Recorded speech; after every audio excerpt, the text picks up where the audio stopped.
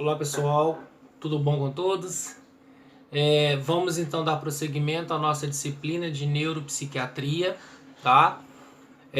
Lembrando que na última aula eu falei sobre doença vascular cerebral, o que seria doença vascular cerebral, como que forma essa doença vascular cerebral, o que é uma doença vascular, o que é uma doença cerebral, né?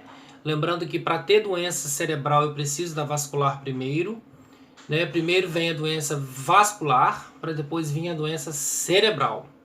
Falei do ataque isquêmico transitório, né? Que são sinais e sintomas de uma doença cerebral, vascular cerebral, que perdurem até 96 horas, né?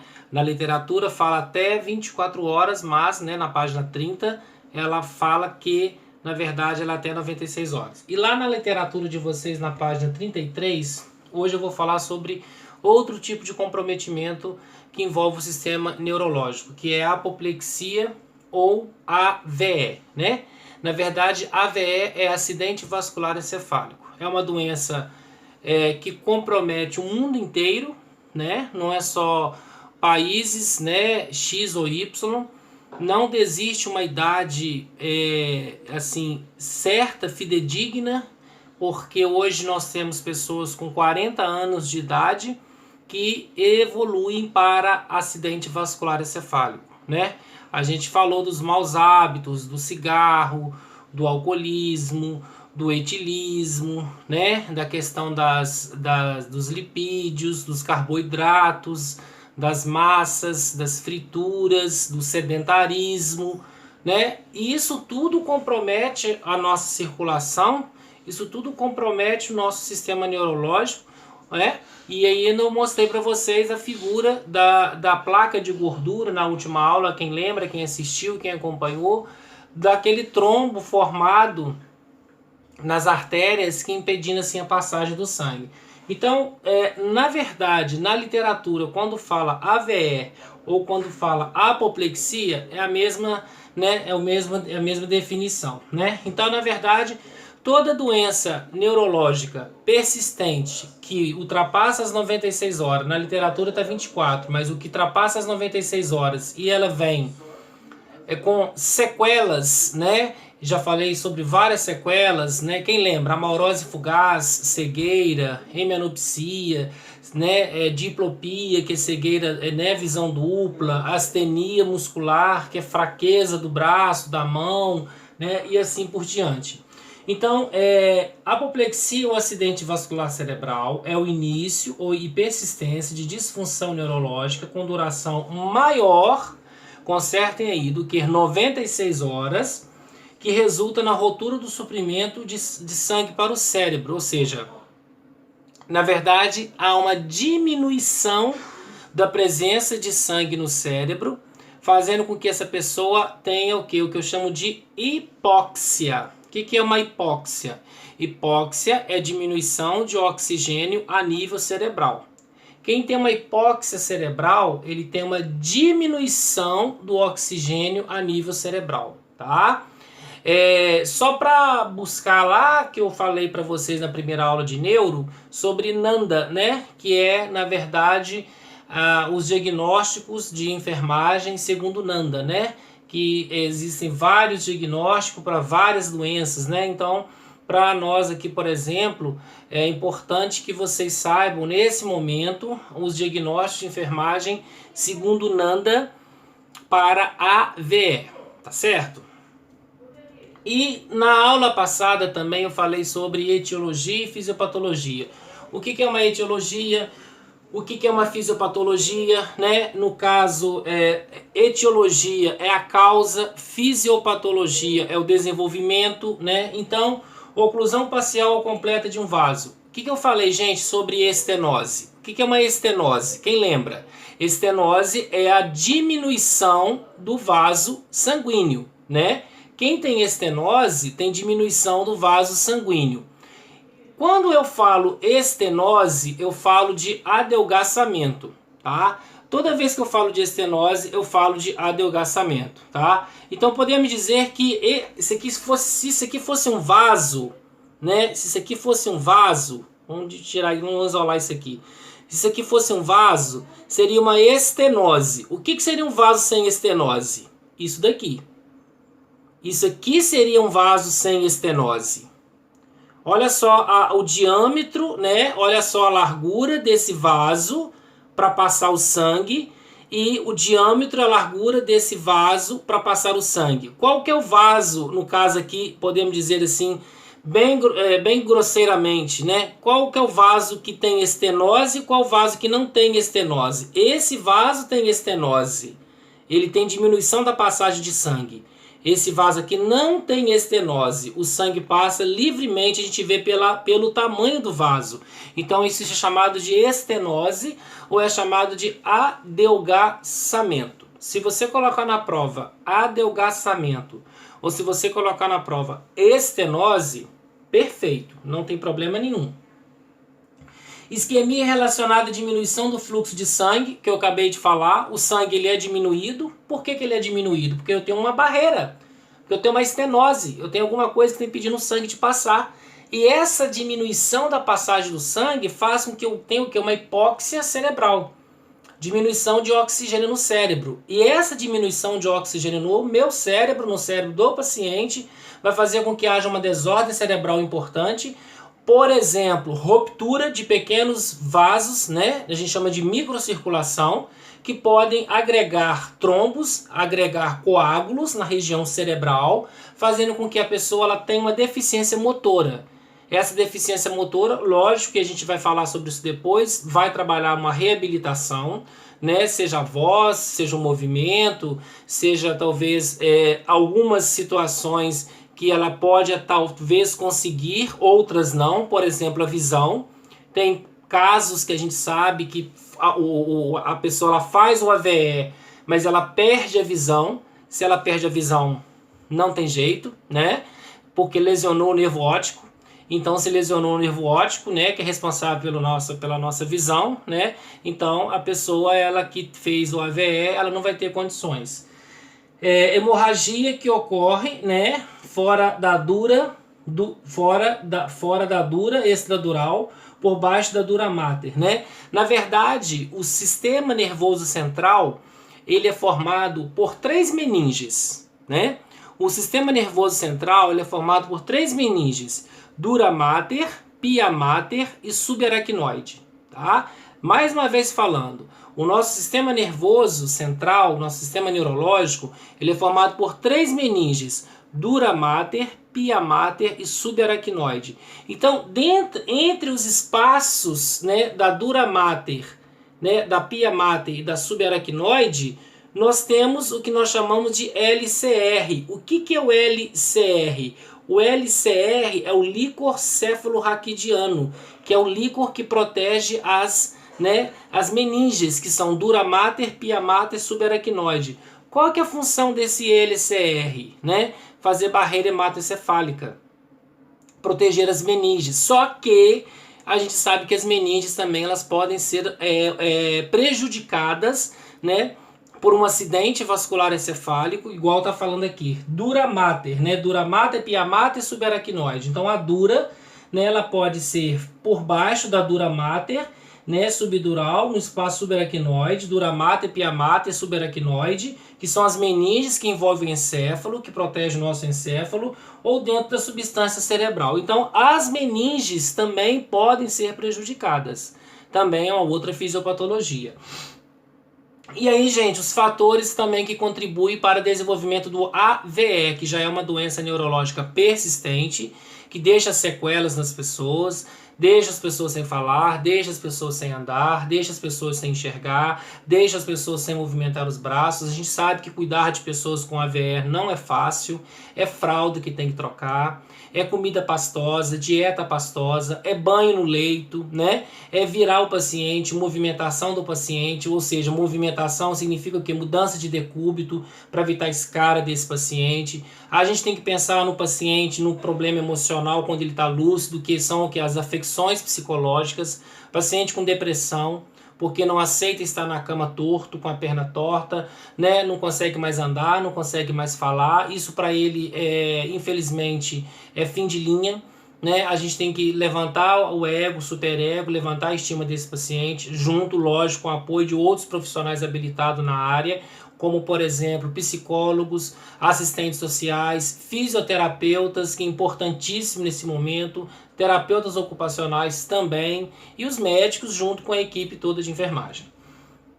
E os fatores que incluem, né? Hipertensão, os ataques químico-transitórios, problemas cardíacos, como eu já falei, aumento do colesterol, diabetes, tabagismo, etilismo, sedentarismo, obesidade, né? Tudo isso contribui para que haja futuros pacientes que nós iremos cuidar que tenha o AVE.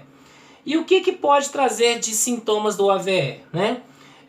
Dor de cabeça, né? Todo mundo um dia já teve uma dor de cabeça, mas a dor de cabeça do AVE é uma dor de cabeça mais acentuada, é uma dor de cabeça mais grave, é uma dor de cabeça que geralmente as pessoas não suportam, né?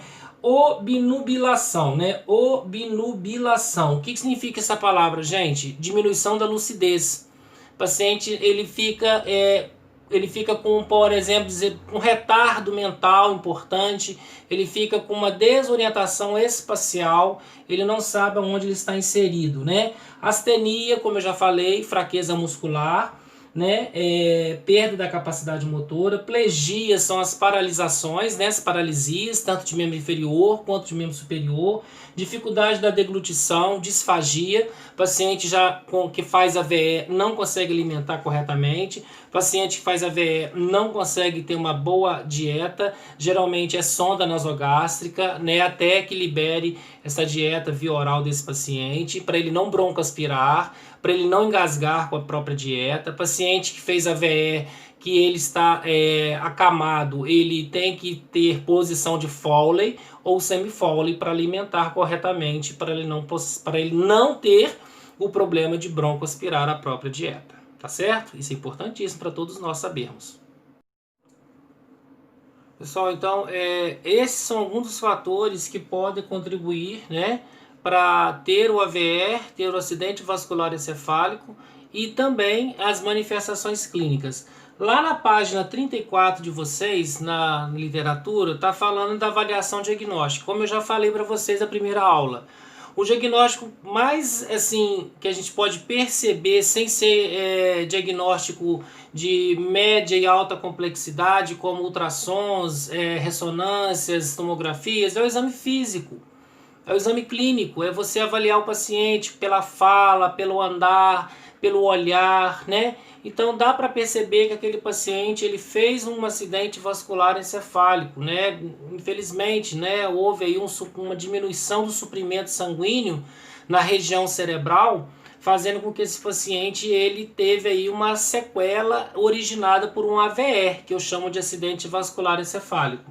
Então fala de tomografias, angiografias, né, ressonâncias magnéticas, que são exames de alta e média complexidade que irão colaborar para fechar o diagnóstico desses pacientes que têm esses problemas relacionados à sua circulação. E o tratamento, né? A gente sabe que o tratamento para AVE é um tratamento crônico e ao mesmo tempo agudo. Agudo é quando ele dá entrada, agudo é quando ele começa o tratamento, quando ele começa a iniciar o tratamento dele e em alguns momentos consegue sair daquele tratamento bem, né, de uma forma geral. Ou crônico é quando aquele tratamento, eu chamo de tratamento o quê? Subsequente a um tratamento que há uma continuação. Igual lá na literatura fala, tratamento agudo.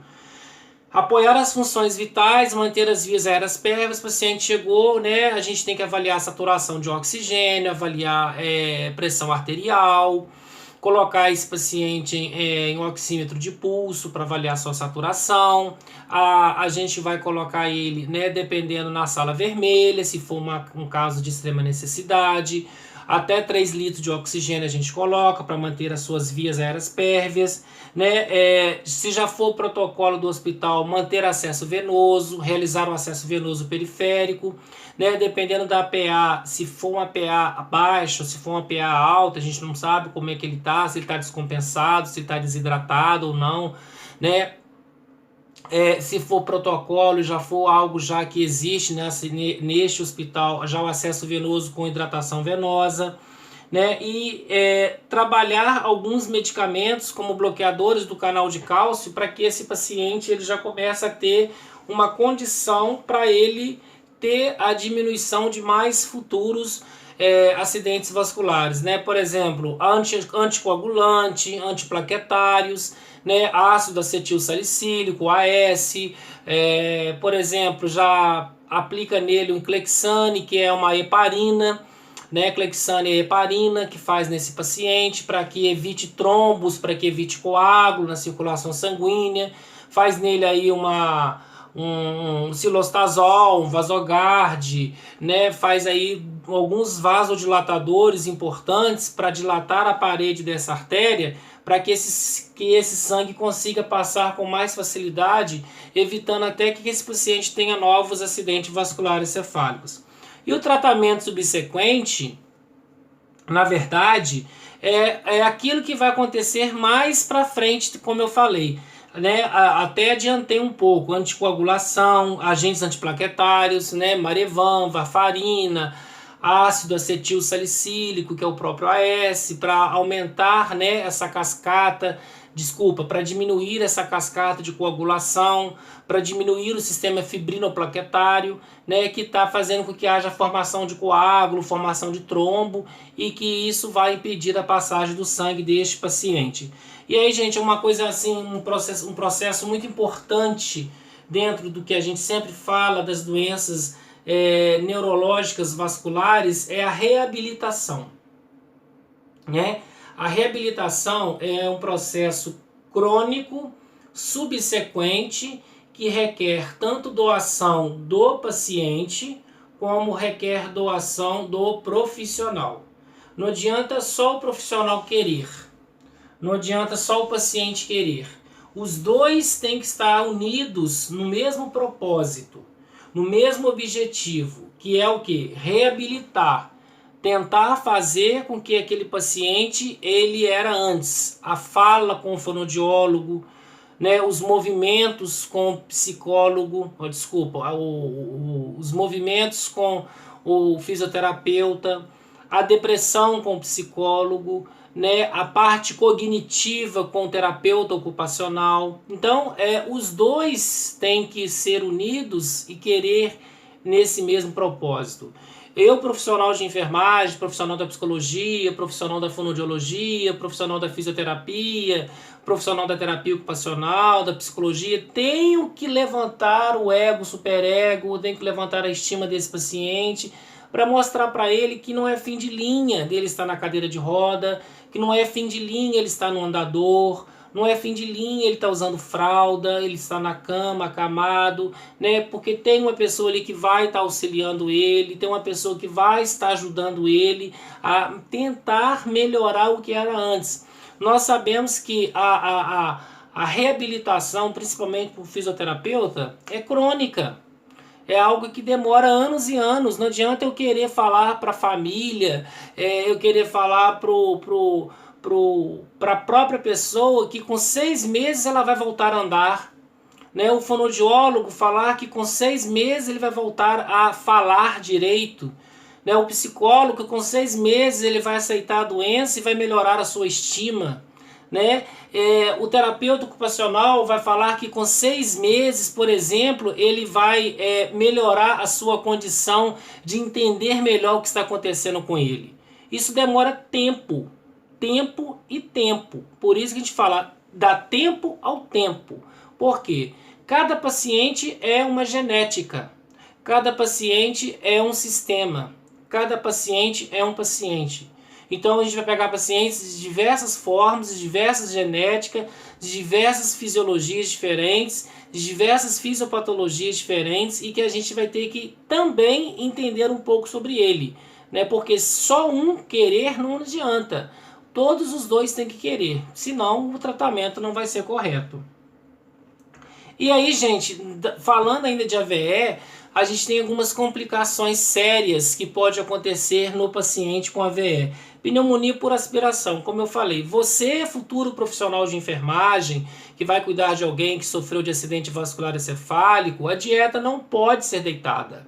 Não existe a gente oferecer dieta deitada para o paciente. Ele pode broncoaspirar, ele pode engasgar, ele pode ter uma pneumonia por aspiração. Qual que é o correto, João? Posição de Foley ou posição de semi-Foley. O que significa isso? Sentar o paciente. É dieta via oral, pela boca, é pastosa? Tem que sentar. É dieta nasogástrica, né, do nariz aqui, né, passando a sonda no nariz, direto no estômago? É sentado. Mesmo esse paciente estando recebendo a dieta nasogástrica, né, naso, direto no estômago, essa posição tem que ser chamada de Foley, que é uma posição sentada, como eu estou aqui agora na minha poltrona, Foley, ou o que? Semi-Foley, que é assim que a gente fica, né? Ou seja, essas duas posições são posições importantes para que não haja problema de regurgitação, para que esse alimento não volte. E se ele voltar, ele não volte para o pulmão, para uma artéria pulmonar, fazendo com que o paciente até morra por conta aí de uma broncoaspiração. Espasticidade e contraturas, né? Varia de família para família, de contexto para contexto, principalmente quando a gente fala de fisioterapia. Quanto menos tempo a família, principalmente, esse paciente vai ter um momento que ele vai ter alta do hospital, né? Ele vai ter que continuar a sua fisioterapia. Então, as contraturas que eu chamo de espasticidade muscular, né? O que é uma espasticidade muscular? Encurtamento do membro. Ele fica com o membro encurtado, ele não consegue movimentar o membro dele. Adução, abdução, rotação, translação. Quer dizer, ele não consegue fazer esse movimento porque teve uma contratura muscular. Então ele teve o que? Uma espasticidade. Ele teve um encurtamento do membro, fazendo com que ele não consiga fazer abrir e fechar. Por exemplo, tem muitos pacientes sequelados de AVE que a mão não abre. A mão fica assim, ó, em forma de garra, né? Ou assim. Por quê? Contratura. Não investiu, não contratou. Às vezes a gente sabe que é difícil, economicamente falando, né? Pelo Sistema Único de Saúde é lento, a fila é grande e aí o paciente complica por causa disso. Trombose venosa profunda, né? A gente viu lá no início, são coágulos e presença de trombos que são armazenados nas artérias, causadas aí por coágulos e gorduras e excesso de plaquetas, e assim com a perda do movimento, tanto pacientes cadeirantes quanto pacientes acamados, eles não podem movimentar. Quanto menos movimentos ele tem, mais êxtase circulatória ele vai ter. O que é essa êxtase circulatória? Êxtase circulatória nada mais é do que a diminuição da circulação sanguínea. E essa diminuição da circulação sanguínea vai fazer com que haja uma paralisação ali naquele local. Formação de trombo, formação de coágulo, formação de êmbolo. E esse paciente ele pode ter uma tendência a ter uma TVP, trombose venosa profunda, tá? E aí a gente tem também, a gente já falou da depressão, que é algo comum, infelizmente, para alguns, né? Quando tem essa característica, né, que envolve o ego, o superego, a sua estima, a sua qualidade de vida, porque ela cai, né, ele não vai mais tomar banho sozinho, ele não vai mais poder fazer a sua barba sozinho, ele não vai mais pentear o cabelo sozinho, ele não vai mais escovar os dentes sozinho, ele não vai mais vestir a sua roupa sozinho. Por quê? Porque tem uma sequela, tem um acidente vascular encefálico, ele sofreu um AVE. Igual eu falei para vocês no início da aula, não tem idade mais para ter AVE. Antigamente a gente pensava que a AVE era só de 65 anos para cima. Hoje tem pessoas com 40 anos que estão tortos em cima de uma cama porque sofreu um AVE, né? Devido a N fatores que eu já falei para vocês. E a avaliação de enfermagem que a gente pode citar, né? Como que a gente pode avaliar esse paciente? Manter o registro do fluxo neurológico durante a fase aguda, né? Isso é a parte médica. né? Abre o olho, fecha o olho, aperta minha mão, né? A gente pode até passar a caneta na planta dos pés para ver se ele sente algum movimento. Avaliar quantos movimentos voluntários ou involuntários, que é o tônus muscular, né? Aquele que eu falei, Dona Maria, Sou João, aperta minha mão, né? Abre os olhos, né? Também a enfermagem ela pode colaborar nesse sentido, junto com o apoio do médico. Avaliar também o estado mental, né? Essa questão aí, principalmente, que é a parte cognitiva, né? Tanto a parte do psicólogo, do terapeuta ocupacional, do médico, né, neurologista, também da enfermagem, para saber se a parte cognitiva ela foi literalmente prejudicada. Avaliar também o controle vesical, que é importantíssimo, se ele está perdendo a urina involuntariamente, se ele está retendo essa urina, se a gente tem que passar sonda para drenar a diurese, se está tendo constipação intestinal, que é o endurecimento das fezes, porque não consegue evacuar sozinho mais.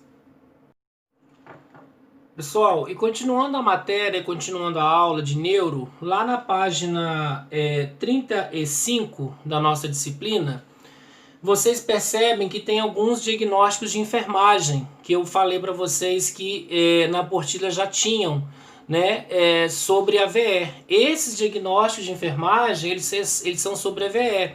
Por exemplo, risco de lesão devido às deficiências neurológicas. Por quê?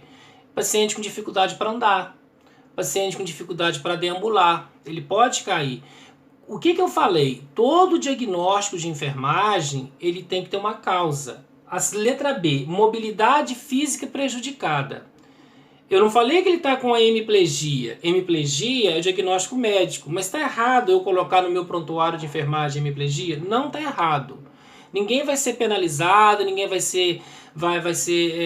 tomar ocorrência, nada disso, né? Isso na verdade é só para que nós possamos entender melhor que existe os diagnósticos de enfermagem para todas as doenças existentes no planeta.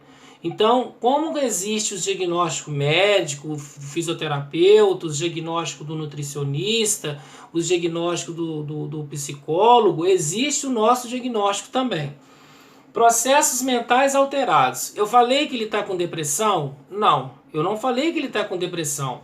Quando fala processos mentais alterados devido à lesão cerebral, ele pode estar com uma desorientação, ele pode estar com a diminuição da cognição ou ele pode estar com depressão. Qual que é a causa? A causa está aqui, ó, lesão cerebral. Então, o que eu falei? Todo diagnóstico de enfermagem, quando a gente faz ele, né, porque esses foram feitos por enfermeiros, claro, por mão de enfermeiros, né, na Associação Norte-Americana de Enfermeiros e Enfermeiras, que é a ANANDA, todo diagnóstico ele vem com a causa lá na frente. A letra D, comunicação verbal prejudicada. Ele não fala corretamente. Eu falei que ele tem afonia. Eu falei que ele tem disartria. Não. Eu falei que ele tem a comunicação verbal prejudicada. Qual que é a causa da comunicação verbal prejudicada? A lesão cerebral. A lesão cerebral fez com que ele tivesse diminuição da fala. A lesão cerebral fez com que ele tivesse dificuldade para falar, como eu falei, como eu fiz aqui, né? Encenei aqui duas falas diferentes, tanto melão quanto acho que abacaxi que eu falei com pessoas com AVE. Nutrição alterada. Eu não falei que ele está com, por exemplo, inapetência alimentar. Inapetência alimentar é a não aceitação da dieta. Paciente que tem inapetência alimentar é paciente que não come, não quer comer, não aceita comida. Só que para o diagnóstico de enfermagem, se eu coloco inapetência, eu estou colocando diagnóstico médico. Como é que eu poderia traduzir para o diagnóstico de enfermagem? Nutrição alterada. Nutrição alterada é relacionada ao quê? Por exemplo, dificuldade para engolir, não aceitação da dieta, sem fome, sem vontade de alimentar, né? Nutrição alterada porque ele está na sonda nasogástrica, ele não está comendo pela boca. Se ele não está comendo pela boca, a nutrição dele está alterada. Então, sempre no diagnóstico, eu colocarei a causa na frente. Se na prova eu pedir, vocês já sabem. o diagnóstico ele vem primeiro, né? Nutrição alterada. Nutrição alterada é o diagnóstico. Tá, eu já sei. Eu já achei o diagnóstico do meu paciente, que a nutrição dele está alterada. Qual que é a causa? Né? Pode ser o tubo, ele está entubado, ele não pode comer.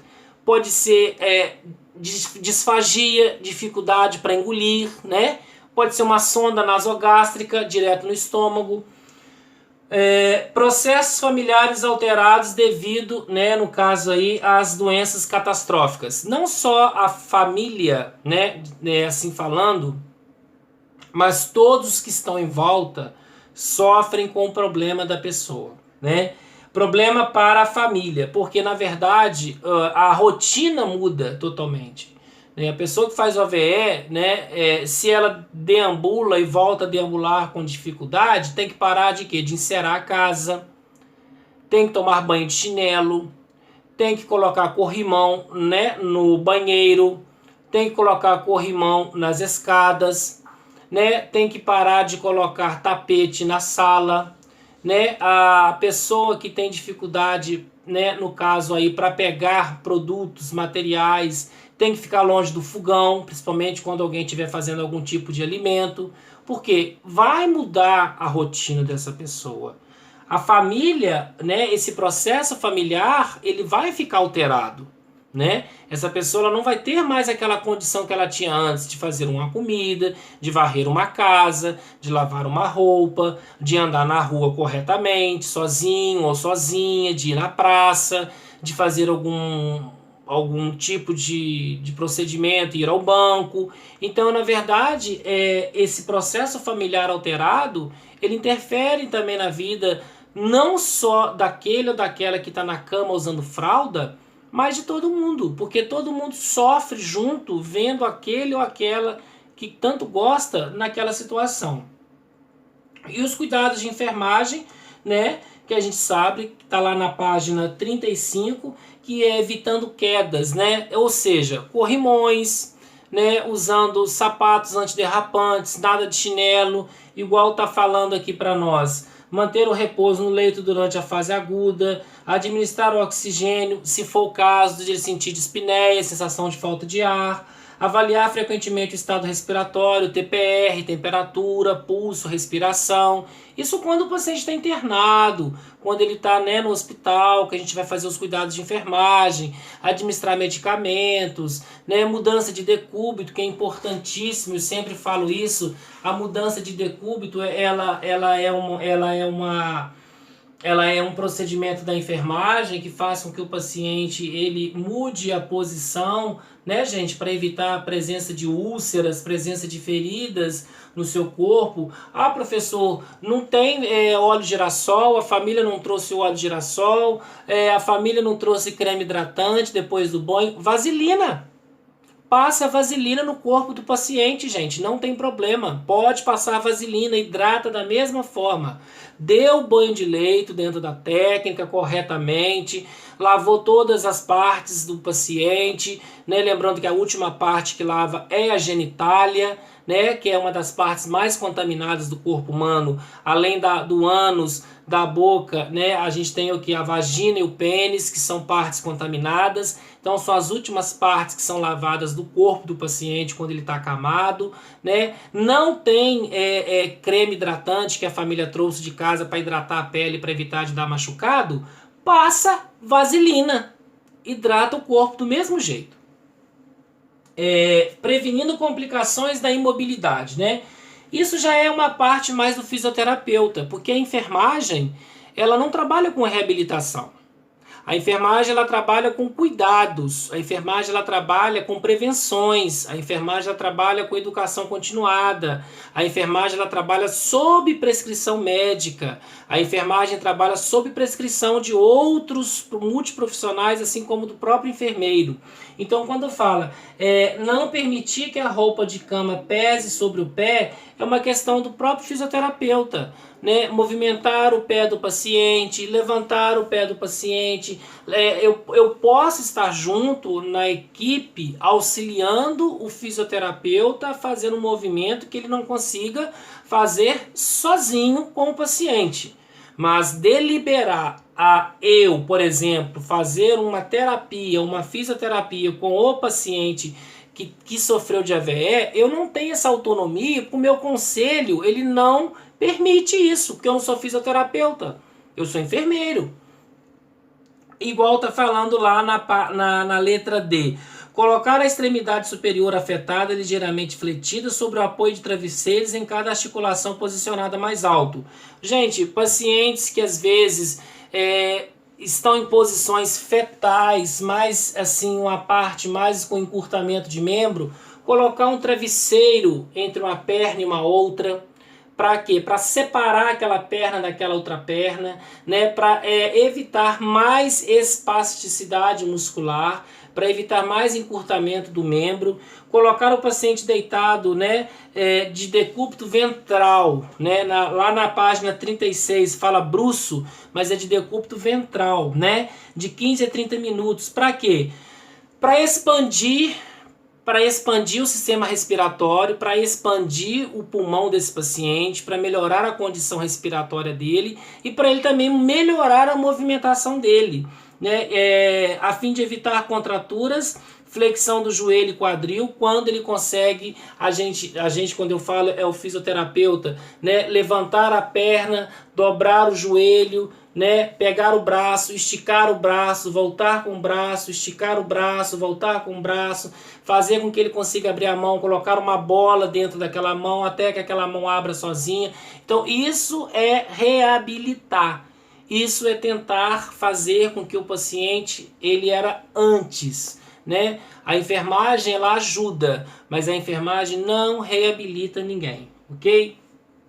Ensinar o paciente a usar a extremidade não afetada, né? Ou seja, estimular ele a caminhar, se ele tiver condições para caminhar, ou no andador, ou na barra, né? Tanto faz. Verificar a hipotensão ortostática. O paciente ele pode estar fazendo muitos movimentos e ele pode ter uma queda de pressão, ou ele pode ter um aumento da pressão. Aí é importante que a enfermagem seja chamada para orientar melhor, né, e aferir esses sinais vitais desse paciente, tá? Avaliar o paciente quanto aos esforços excessivos.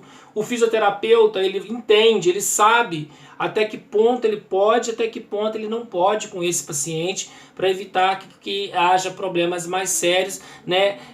Ou seja, a cada dia ele tenta um pouquinho a mais com esse paciente, né? Quando ele vê que o paciente vai sentir dor, quando ele vê que o paciente não consegue fazer mais aquele procedimento, o paciente já está até transpirando, a pressão pode estar alta, porque a dor faz a pressão subir, a gente sabe que dor, pressão sobe, então ele vai parar por ali, tá? Fazer o paciente usar sapatos de passeios, né? Ou seja, antiderrapante, né? Sapatos próprios para quem sofreu AVE. É importante, não é qualquer tipo de sapatilha, não é qualquer tipo de sandália, rasteirinho, isso acabou. Tem que ser algo antiderrapante. Garantir, né? Avaliar o equilíbrio de ficar em pé. Ele consegue ficar em pé? O paciente que sofreu AVE, porque eu tenho paciente que sofreu AVE que é totalmente acamado, hemiplégico, não fala, não anda, né? Tá ali. Eu tenho pacientes que sofreram AVE que vão ficar em pé, mas que a sua deambulação vai ser prejudicada. Eu chamo de bradicinesia, lentificação dos movimentos.